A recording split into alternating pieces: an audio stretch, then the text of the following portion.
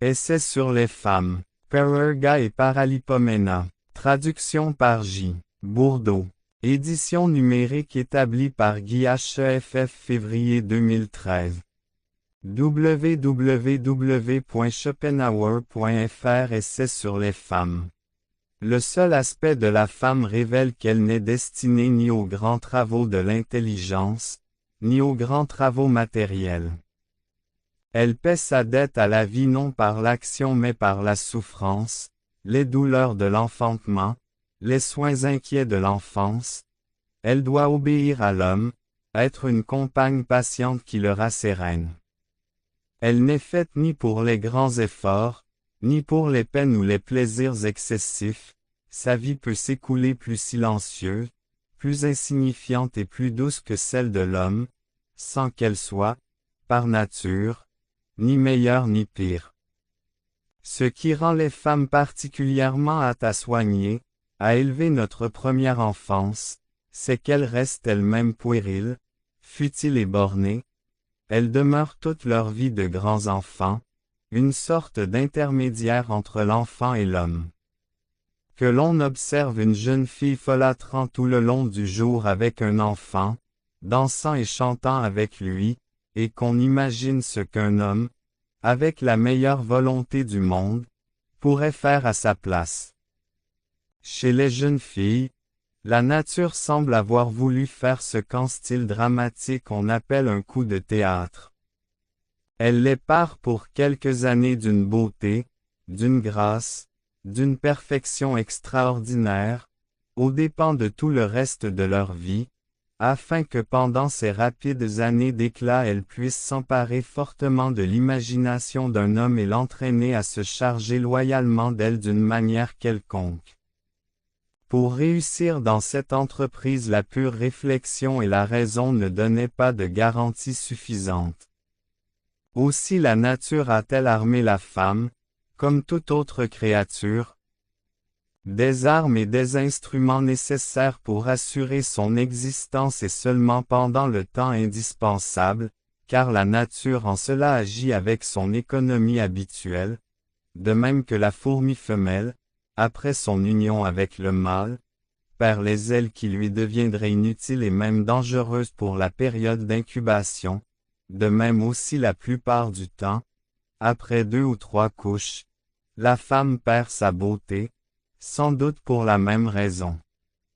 De là vient que les jeunes filles regardent généralement les occupations du ménage ou les devoirs de leur état comme des choses accessoires et de pure bagatelle, tandis qu'elles reconnaissent leur véritable vocation dans l'amour, les conquêtes et tout ce qui en dépend, la toilette, la danse, etc.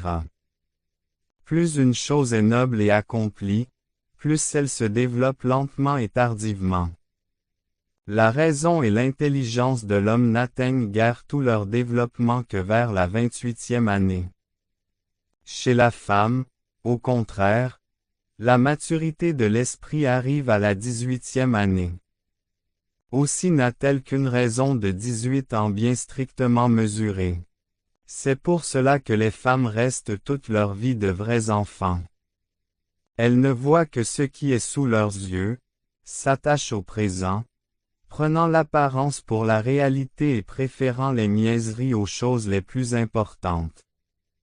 Ce qui distingue l'homme de l'animal, c'est la raison. Confiné dans le présent, il se reporte vers le passé et songe à l'avenir.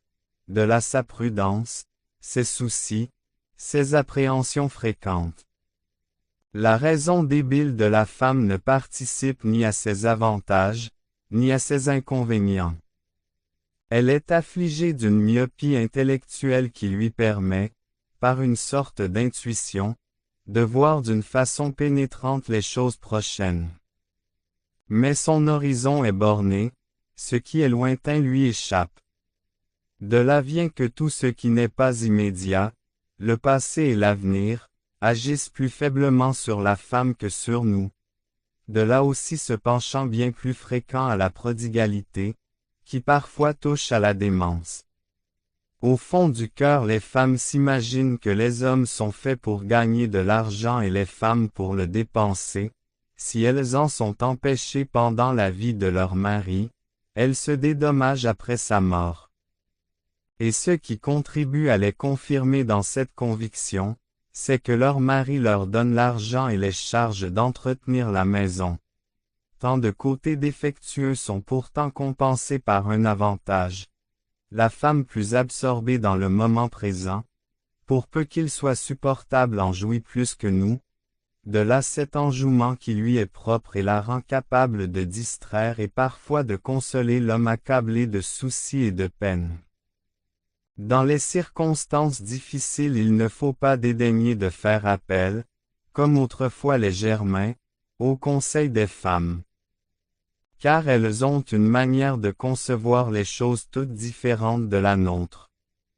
Elles vont au but par le chemin le plus court, parce que leur regard s'attache, en général, à ce qu'elles ont sous la main.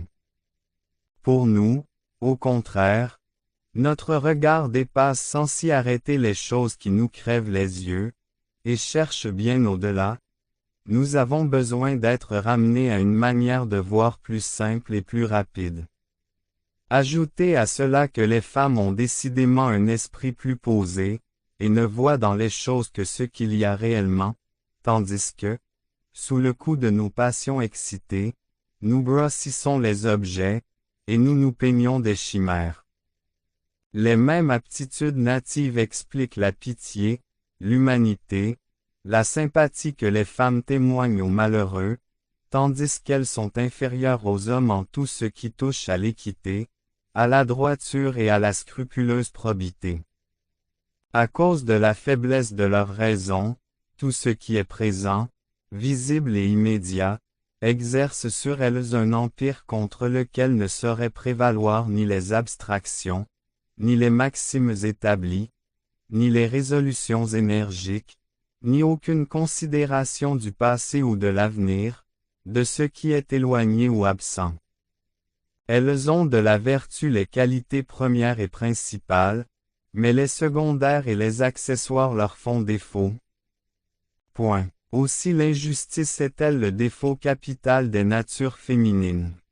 Cela vient du peu de bon sens et de réflexion que nous avons signalé, et ce qui aggrave encore ce défaut, c'est que la nature, en leur refusant la force, leur a donné, pour protéger leur faiblesse, la ruse en partage.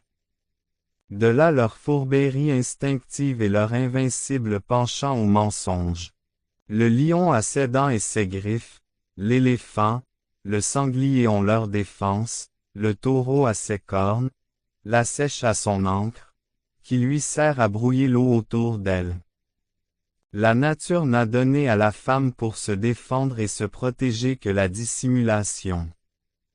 Cette faculté supplée à la force que l'homme puise dans la vigueur de ses membres et dans sa raison. La dissimulation est innée chez la femme, chez la plus fine, comme chez la plus sotte. Il lui est aussi naturel d'en user en toute occasion qu'à un animal attaqué de se défendre aussitôt avec ses armes naturelles, et en agissant ainsi, elle a jusqu'à un certain point conscience de ses droits, ce qui fait qu'il est presque impossible de rencontrer une femme absolument véridique et sincère. Et c'est justement pour cela qu'elle pénètre si aisément la dissimulation d'autrui et qu'il n'est pas prudent d'en faire usage avec elle. De ce défaut fondamental et de ses conséquences naissent la fausseté, l'infidélité, la trahison, l'ingratitude, etc. Les femmes aussi se parjurent en justice bien plus fréquemment que les hommes, et ce serait une question de savoir si on doit les admettre à prêter serment. Il arrive de temps en temps que des dames, à qui rien ne manque, sont surprises dans les magasins en flagrant délit de vol. Les hommes jeunes, beaux, robustes, sont destinés par la nature à propager l'espèce humaine, afin que celle-ci ne dégénère pas. Telle est la ferme volonté que la nature exprime par les passions des femmes. C'est assurément de toutes les lois la plus ancienne et la plus puissante. Malheur donc aux intérêts et aux droits qui lui font obstacle. Ils seront, le moment venu, quoi qu'il arrive, impitoyablement écrasés. Car la morale secrète, inavouée et même inconsciente, mais innée des femmes, est celle-ci. Nous sommes fondés en droit à tromper ceux qui s'imaginent qu'ils peuvent, en pourvoyant économiquement à notre subsistance, confisquer à leur profit les droits de l'espèce.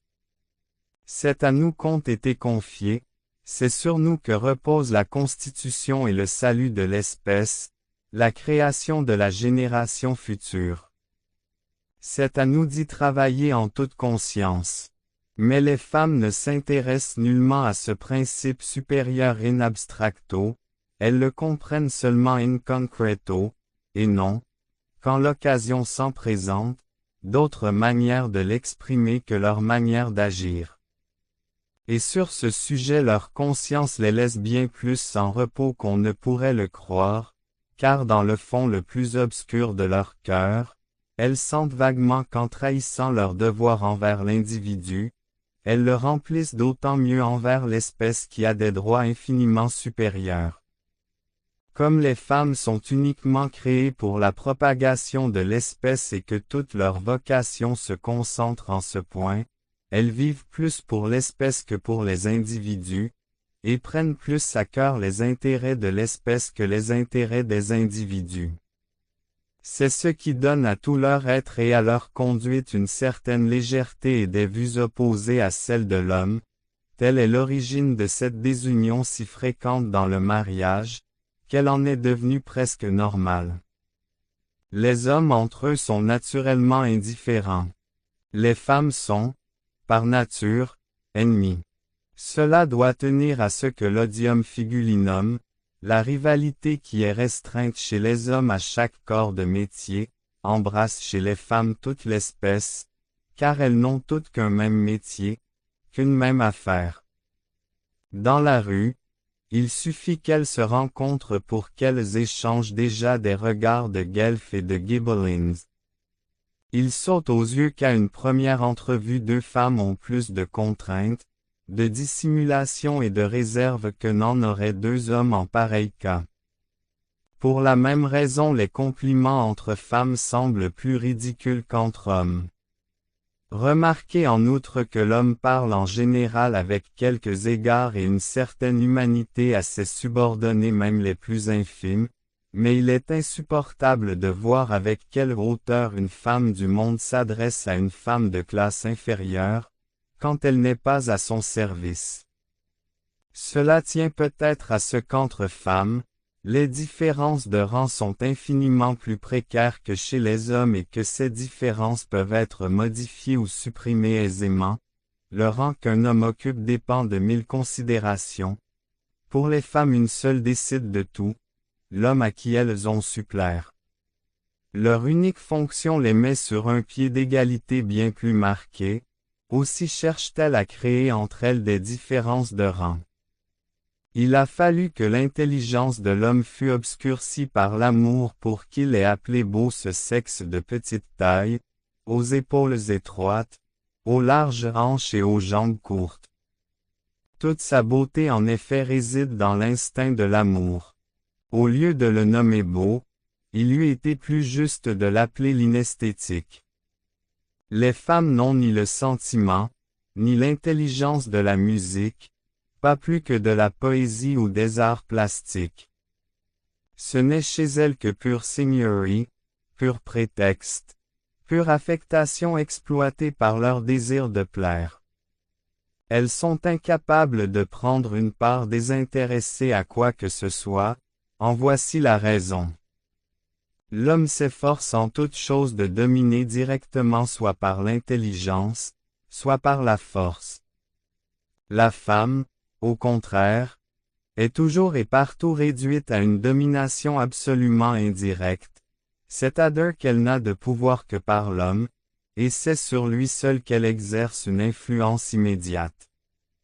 En conséquence, la nature porte les femmes à chercher en toute chose un moyen de conquérir l'homme, et l'intérêt qu'elles semblent prendre aux choses extérieures est toujours une feinte, un détour, c'est-à-dire pure coquetterie et pure seigneurie. Rousseau l'a dit. Les femmes en général n'aiment aucun art, ne se connaissent à aucun et n'ont aucun génie. 1. Ceux qui ne s'arrêtent pas aux apparences ont pu le remarquer déjà. Il suffit d'observer par exemple ceux qui occupent et attirent leur attention dans un concert, à l'opéra ou à la comédie, de remarquer le sans-façon avec lequel, aux plus beaux endroits des plus grands chefs d'œuvre, elles continuent leur caquettage. S'il est vrai que les Grecs n'aient pas admis les femmes au spectacle, ils ont eu bien raison. Dans leur théâtre l'on pouvait du moins entendre quelque chose. De notre temps, il serait bon d'ajouter au mulier tacit in ecclesia, un tacit mulier in titro, ou bien de substituer un précepte à l'autre, et de suspendre ce dernier en gros caractères sur le rideau de la scène. Mais que peut-on attendre de mieux de la part des femmes, si l'on réfléchit que dans le monde entier, ce sexe n'a pu produire un seul esprit véritablement grand, ni une œuvre complète et originale dans les beaux-arts, ni en quoi que ce soit un seul ouvrage d'une valeur durable. Cela est saisissant dans la peinture, elles sont pourtant aussi capables que nous d'en saisir le côté technique et elles cultivent assidûment cet art, sans pouvoir se faire gloire d'un seul chef-d'œuvre, parce qu'il leur manque justement cette objectivité de l'esprit qui est surtout nécessaire dans la peinture. Elles ne peuvent sortir d'elles-mêmes. Aussi les femmes ordinaires ne sont même pas capables d'en sentir les beautés, car natura non facit saltus. Huart, dans son ouvrage célèbre Examen de ingenios para las scientias, qui date de 300 ans, refuse aux femmes toute capacité supérieure. Des exceptions isolées et partielles ne changent rien aux choses. Les femmes sont, et resteront, prises dans leur ensemble, les Philistins les plus accomplis et les plus incurables.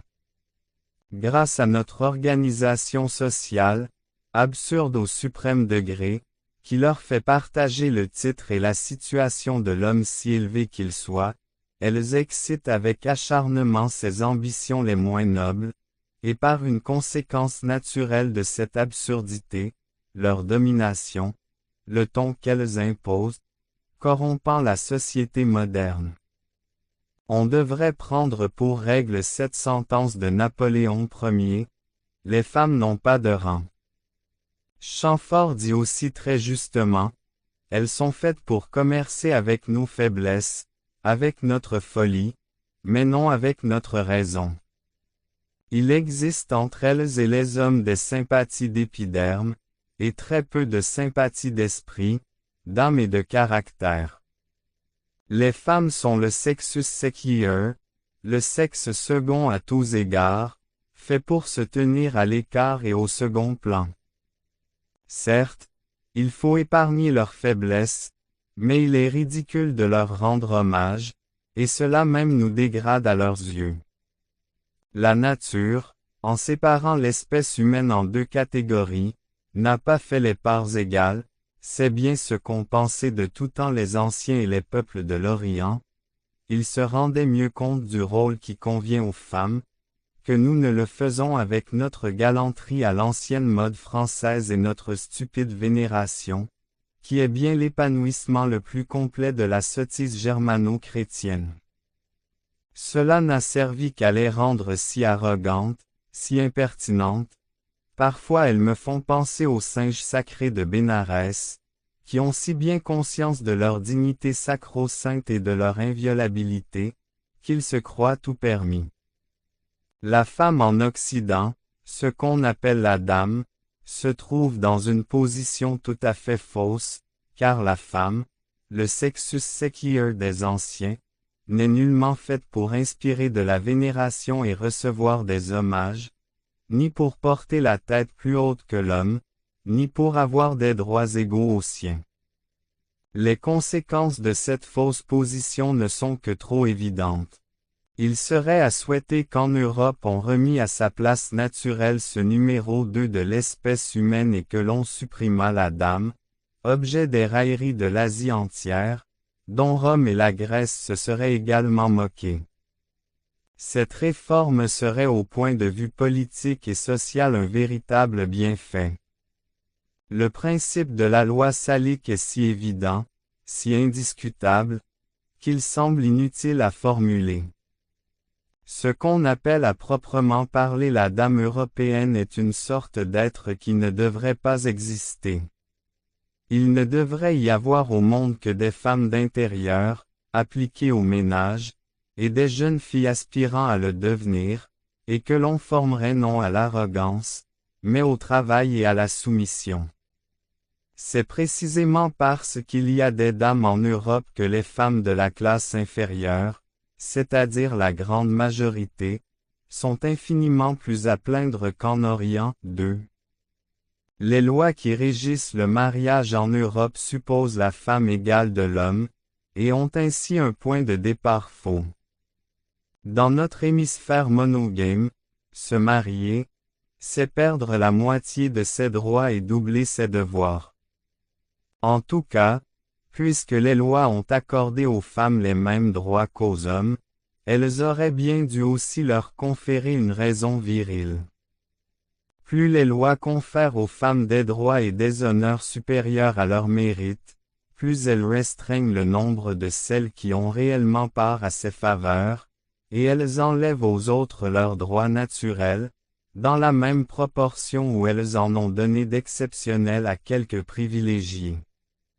L'avantage que la monogamie et les lois qui en résultent accordent à la femme, en la proclamant l'égale de l'homme, ce qu'elle n'est à aucun point de vue, produit cette conséquence que les hommes sensés et prudents hésitent souvent à se laisser entraîner à un si grand sacrifice, à un pacte si inégal. Chez les peuples polygames chaque femme trouve quelqu'un qui se charge d'elle, chez nous au contraire le nombre des femmes mariées est bien restreint et il y a un nombre infini de femmes qui restent sans protection, vieilles filles végétant tristement, dans les classes élevées de la société, pauvres créatures soumises à de rudes et pénibles travaux, dans les rangs inférieurs.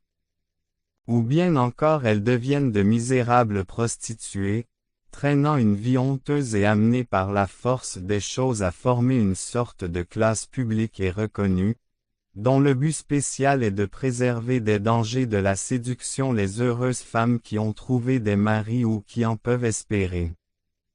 Dans la seule ville de Londres, il y a 80,000 filles publiques, vraies victimes de la monogamie, cruellement immolées sur l'autel du mariage.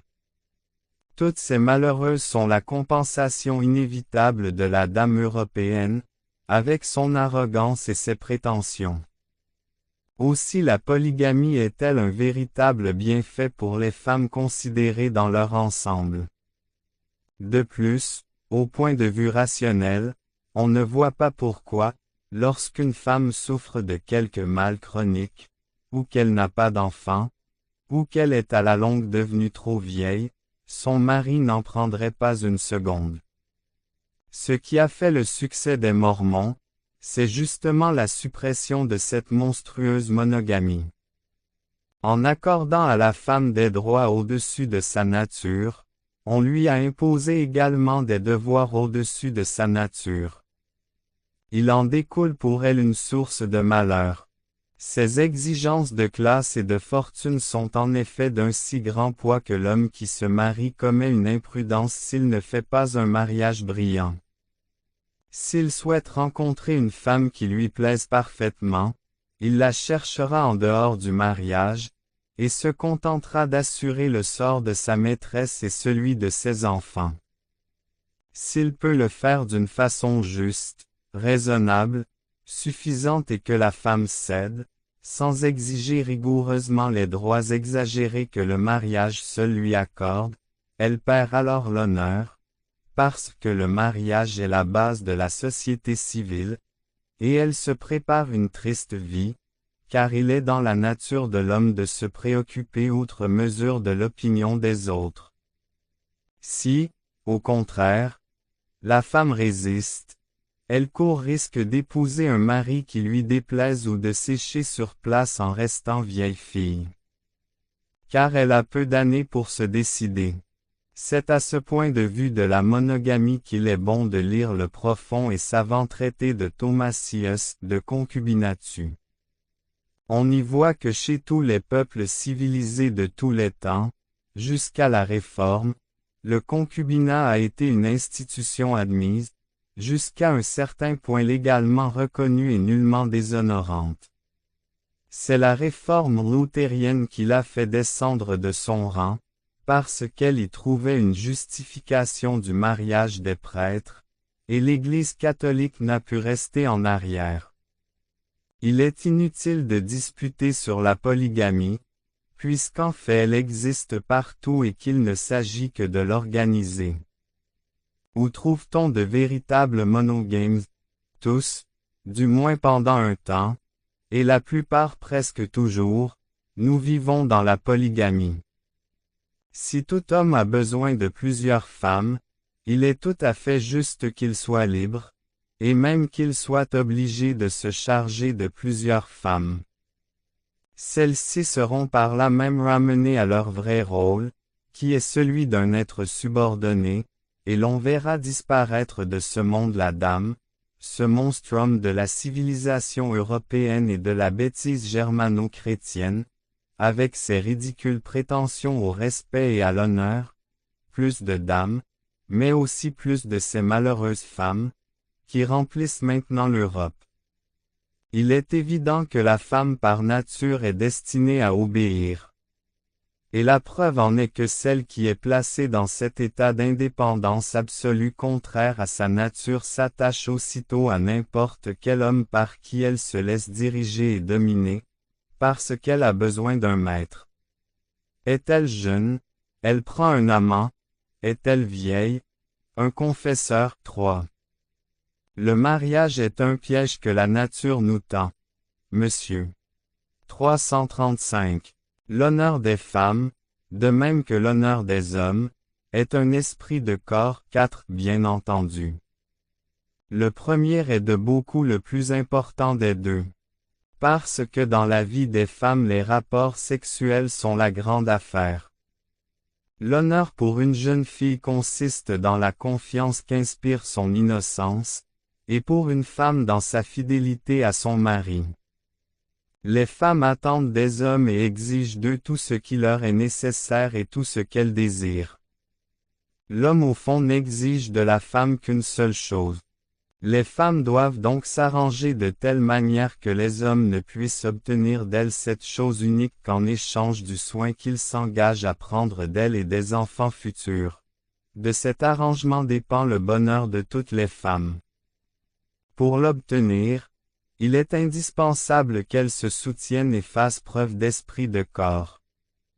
Aussi marche-t-elle comme une seule femme et en rang serré vis-à-vis de l'armée des hommes, qui, grâce à la prédominance physique et intellectuelle, possède tous les biens terrestres. Voilà l'ennemi commun qu'il s'agit de vaincre et de conquérir, afin d'arriver par cette victoire à posséder les biens de la terre. La première maxime de l'honneur féminin a donc été qu'il faut refuser impitoyablement à l'homme tout commerce illégitime, afin de le contraindre au mariage comme à une sorte de capitulation. Seul moyen de pourvoir toute la gente féminine. Pour atteindre ce résultat, la maxime précédente doit être rigoureusement respectée. Toutes les femmes avec un véritable esprit de corps veillent à son exécution. Une jeune fille qui a failli s'est rendue coupable de trahison envers tout son sexe, car si cette action se généralisait, l'intérêt commun serait compromis. On la chasse de la communauté, on la couvre de honte. Elle se trouve ainsi avoir perdu son honneur. Toute femme doit la fuir comme une pestiférée. Un même sort attend la femme adultère parce qu'elle a manqué à l'un des termes de la capitulation consentie par le mari. Son exemple serait de nature à détourner les hommes de signer un pareil traité, et le salut de toutes les femmes en dépend. Outre cet honneur particulier à son sexe, la femme adultère perd en outre l'honneur civil, parce que son action est une tromperie, un manque grossier à la foi juré. L'on peut dire avec quelque indulgence une jeune fille abusée, on ne dit pas une femme abusée. Le séducteur peut bien par le mariage rendre l'honneur à la première, il ne peut pas le rendre à la seconde, même après le divorce. À voir clairement les choses, on reconnaît donc qu'un esprit de corps utile, indispensable, mais bien calculé et fondé sur l'intérêt, est le principe de l'honneur des femmes. On ne peut nier son importance extrême dans la destinée de la femme, mais on ne saurait lui attribuer une valeur absolue, au-delà de la vie et des fins de la vie, et méritant qu'on lui sacrifie l'existence même. Ce qui prouverait d'une manière générale que l'honneur des femmes n'a pas une origine vraiment conforme à la nature, c'est le nombre des victimes sanglantes qui lui sont offertes, infanticide, suicide des mères. Si une jeune fille qui prend un amant, commet une véritable trahison envers son sexe, n'oublions pas que le pacte féminin avait été accepté tacitement sans engagement formel de sa part. Et comme dans la plupart des cas elle est la première victime, sa folie est infiniment plus grande que sa dépravation. P. I. 388. Fin.